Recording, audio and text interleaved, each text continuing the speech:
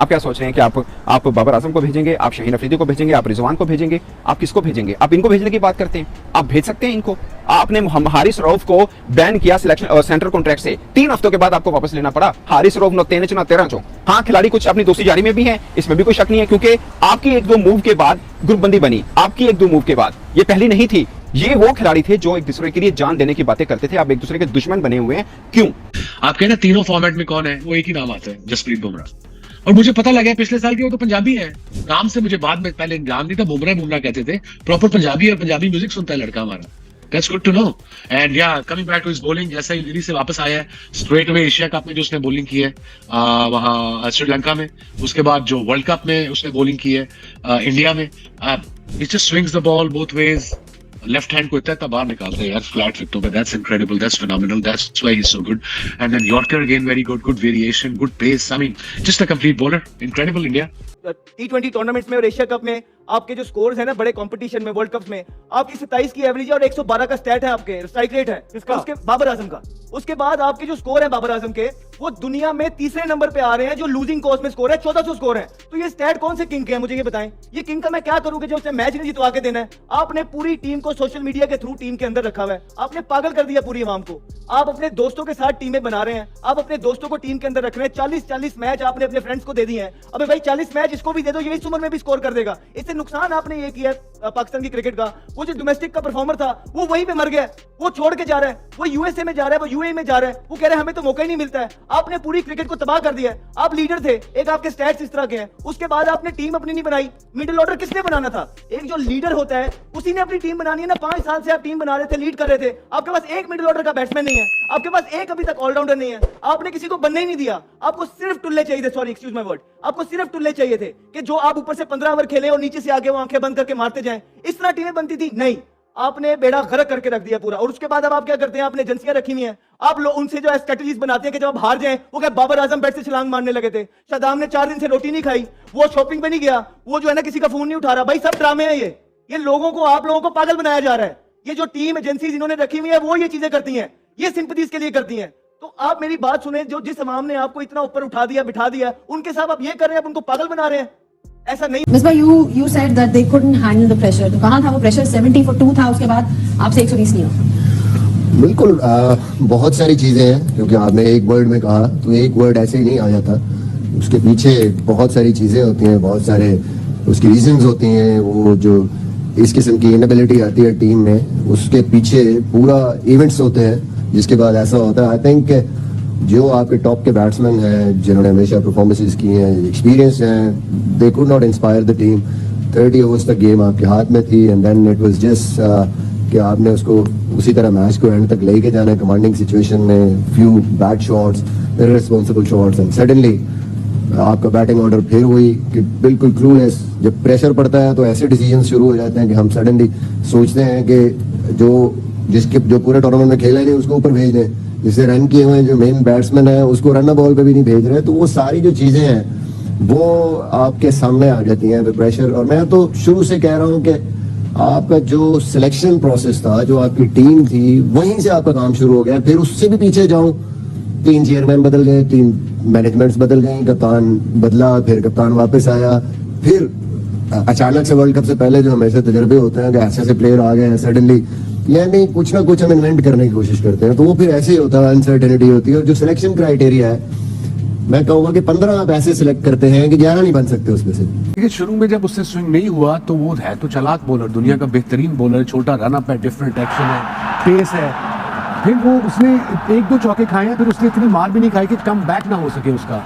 जो देखे ना, back of a length, within everything is finishing within the stump, and that was a slow ball. With due respect to all my colleagues, कुछ मेरे तबला नवाज सहाफी दोस्त भी ये काम कर रहे हैं, और मुझे पता है ये जो वीडियो मैं बना रहा हूँ ये कईयों ने व्हाट्सअप करनी है मोहसिन नकवी साहब को भी कि ये देखिए जी साफी आपके खिलाफ बात कर रहे हैं, जो कि मुझे लगता है कि मैं अपना काम कर रहा हूँ। और अभी तक मैं जितना भी काम कर रहा हूँ, जब क्रिकेट के ऊपर बात होती है उसके ऊपर ही करता हूँ। मुझे किसी की पर्सनल किसी के साथ कुछ लेना देना नहीं है, लेना भी नहीं है, देना भी नहीं है, दोनों चीजें हैं। मैं मतलब कोई ऐसा है नहीं मेरा सीन। जो लोग ये कह रहे हैं कि क्रिकेटर अपनी खैर मनाए, माजरत के साथ मेरे कुछ सवाल हैं उन दोस्तों से भी और मोहसिन नकवी साहब से भी कि आप, मैं पहले कह चुका हूँ, क्रिकेट को बेहतर करने के लिए आए हैं और आपकी नीयत भी ये होगी, मैं इसमें शक नहीं कर रहा। मगर मेरा सवाल ये है कि क्रिकेटर्स का क्या कसूर है? आपको क्या लगता है ये क्रिकेटर्स की वजह से हम हारे हैं? आप भाई सबसे बड़ा प्रॉब्लम ये है, वहाब रियाज, मुझे कोई एक बंदा बता दे कि मोहसिन नकवी साहब ने वहाब रियाज को जो क्रिकेट पाकिस्तान क्रिकेट बोर्ड पूरे उनके हवाले कर दिया है, वो क्राइटेरिया उनकी सीवी में क्या है, वहाब रियाज की सीवी में क्या है, जो आपने सिलेक्शन कमेटी बना रखी है उनकी सीवी में क्या है, कभी वो कोच बनते हैं कभी वो सिलेक्टर बनते हैं। आप क्रिकेटर्स को कह रहे हैं कि आप तनु कारपतवा देंगे, आप सिलेक्शन कमेटी को कहिए जनाब आपने सही टीम नहीं चुनी है। सबको पता है उसामा मीर, मोहम्मद अली, अब्दुल्ला शफीक 3-4 नाम है जो टीम में नहीं है। आप वो 3 नाम टीम डाल के देख लें, आपकी टीम सेमीफाइनल खेलती है। और यही क्राइटेरिया ना, आप देखें पूरी दुनिया की टीमें आई हैं, सेमीफाइनल में 4 टीमें आएंगी जिसमें से 2-3 बड़ी टीमें निकलेंगी। क्या उनके चेयरमैन भी ये कह देंगे तनु कारपतवा दांगा, छुरी मार दांगा, ये कर दांगा, वो कर दांगा, सर्जरी होगी, ऑपरेशन होगी। आई एम हैप्पी कि सर्जरी हो, बट सर्जरी सिर्फ टीम में नहीं हो, बाकी में भी हो। और मोहसिन नकवी साहब ने जो काम खुद गलत पॉलिसीज ली हैं, सबसे पहले वो ऑन करें। Charity begins at home. आप बोलिए कि हाँ मैंने वहाब रियाज को गलत लगाया, आप बोलिए मैंने सिलेक्शन कमेटी को गलत लगाया, आप बोलिए कि मैंने जो काम किए हैं, जो गलत हुए, जो अच्छे भी हुए हैं। आपने जो कोच लगाया बहुत अच्छा लगाया, आपने उसकी बड़ी मेहनत की, मैं मानता हूं इस बात को।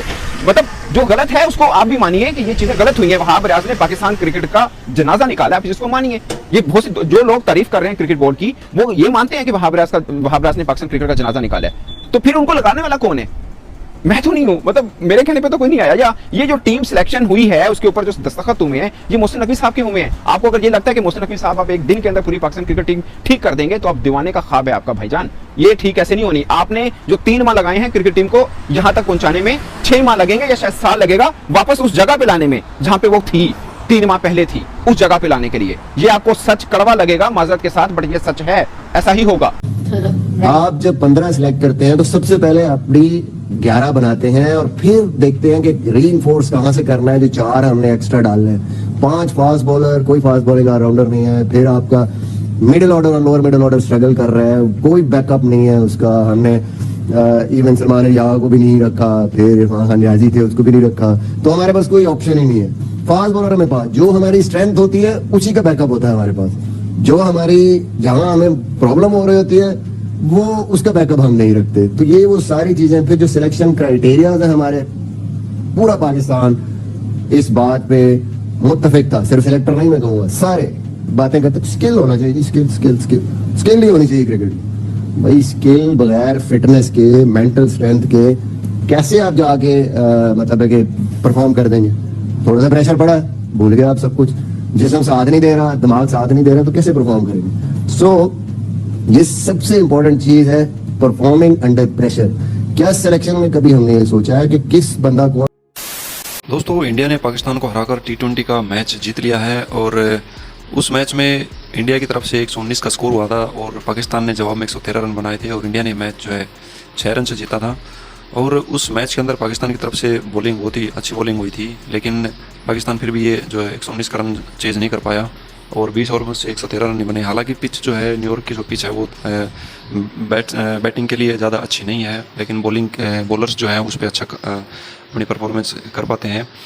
उस मैच के अंदर जो जसप्रीत बुमराह है उन्होंने 3 विकेट लिए थे 14 रन देकर 4 ओवर के अंदर, जो कि उस मैच में इंडिया की तरफ से शानदार परफॉर्मेंस रही थी बॉलिंग के अंदर।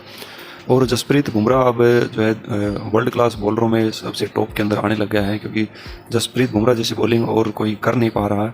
और पाकिस्तान की तरफ से जो बॉलिंग हुई थी उसमें भी पाकिस्तान के जो बॉलर थे उन्होंने अच्छा परफॉर्मेंस दिखाया था, जिसमें कि सबसे ज़्यादा जो विकेट ली थी वो 3-3 विकेट नसीम शाह और हरीश राव ने 3-3 विकेट ली थी। बाकी मोहम्मद आमिर ने 2 और शाहीन अफरीदी ने 1 विकेट ली थी।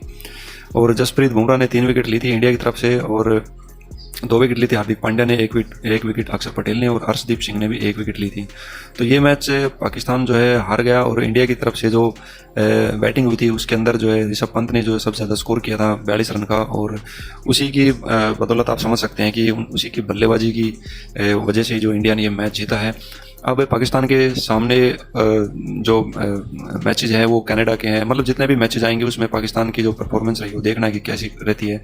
लेकिन मेन मैच इंडिया के साथ था क्योंकि कांटे की टक्कर थी और सबसे ज़्यादा इंपॉर्टेंट मैच इस T20 वर्ल्ड कप का वो इंडिया के साथ ही था, जो कि वो हार चुके हैं। आगे अब देखते हैं क्या कुछ रहता है। और इंडिया को हराने का ख्वाब जो पाकिस्तान को फिर से अधूरा रह गया। हालांकि टारगेट बहुत ही छोटा टारगेट था 120 रन का, लेकिन पाकिस्तान जो नहीं कर पाया और पाकिस्तान की टीम की परफॉर्मेंस जो है लगातार गिरती जा रही है। अब पाकिस्तान की टीम का क्या होगा, कैसे उनकी क्रिकेट आगे बढ़ेगी, तो ये तो वही जानते हैं।